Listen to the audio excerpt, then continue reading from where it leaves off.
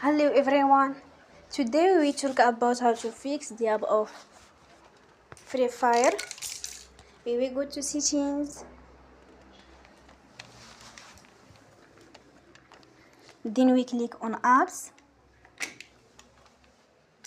After that you will search the app Free Fire.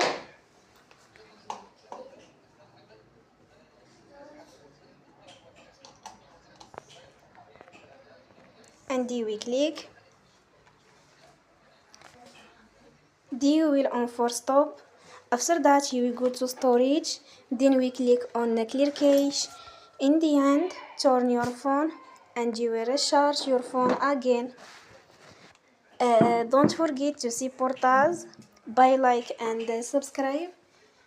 See you next time and thank you for watching.